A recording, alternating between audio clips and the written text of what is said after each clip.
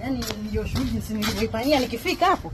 Yaani shoga yangu humo tu. Wewe mwenyewe unajua mwenyewe unajua shoga yangu unapenda hayo mambo. Sasa mimi wangu nimekukuta. Sasa mimi wangu sikia. Mimi ile safari ile ndio imewadia. Hata nikiondoka leo mwangu mpaka Jumapili. Leo lini? Leo Ijumaa, Jumamosi, Jumapili. Hata Jumapili, Jumatatu mwangu. Sasa kilichonileta hapa. Shoga yangu wa damu kabisa, udugu wangu huyu mume wangu. Nimekuja kukuletea hapa leo siku hizi ambazo sipo shoga. Mume wangu huyu akupeka mpani.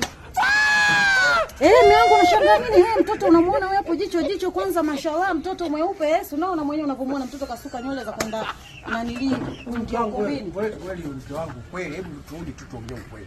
Kweli uko sawa kabisa kwenye kichwa chako. Sikiliza sasa, tusianze kubishana. Wewe umesikia? Ngoma hii hapo mwali wangu. Usiniangushe kama tulivyoongea kule vile vitu vilivyokuambia ninapopipenda ndio hivyo hivyo. Usijali shoga yangu. Umenielewa? Yaani usijali. Sasa sio nirudi nikute mambo yaeleweke. Tuna mimi na wewe tena. Kazi kwako. Wewe. Kwani mpaka usinishike hivyo? Tuongee huko. Tuongee mbona usio unakataa? Kashe utakula ndo ule ndo utakula. Sio ule ndo utakula, ingia na ule anakula. Nenda. Nenda bwana, ingiza na viatu ndani kweli. Yeye inawezekana mmechezea mchezo. Wewe umesema yani unakubali kabisa. Utakula ndo ule rudi. Kumbe naye kama mke wangu. Wewe usilete mjinga. Mke wangu. Mimi ndo mke wangu.